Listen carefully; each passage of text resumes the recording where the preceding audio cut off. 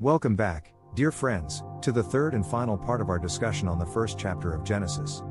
We're diving right into verses 21 through 31 today, uncovering the wealth of knowledge and insight found in these sacred words. As we pick up at verse 21, we see God and His magnificent creative power. He shapes the great creatures of the sea, all the fish and whales and everything else that calls the water home. Think of the smallest guppy to the largest blue whale, they were all thoughtfully and lovingly designed by our Creator.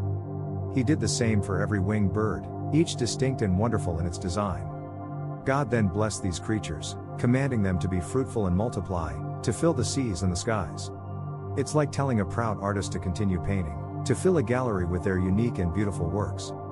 Then, after this tremendous act of creation, comes the close of the fifth day.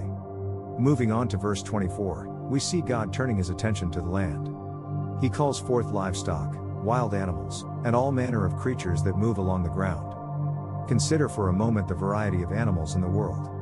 Just like the artist who doesn't just paint in one style but explores and experiments, God created each animal according to its kind, adding richness and diversity to life on earth.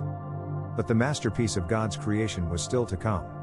In verse 26, we find a stunning declaration: "Let us make man in our image, in our likeness."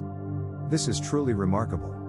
We were given dominion over all other creatures, highlighting our unique role in God's creation.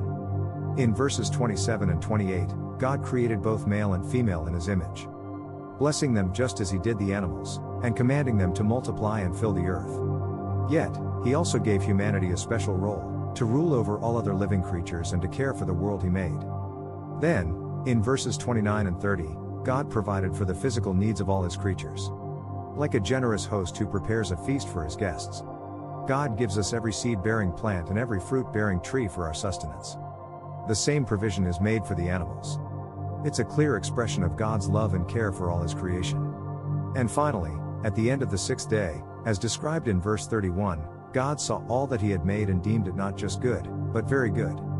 Isn't it humbling and awe-inspiring to know that we are part of God's grand masterpiece?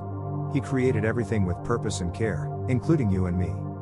Thank you for joining me in this exploration of Genesis chapter 1, verses 21 to 31. If you found this video helpful and inspiring, please give it a thumbs up and don't forget to subscribe to our channel for more biblical insights. Let's continue to celebrate and share the glory of God's Word together.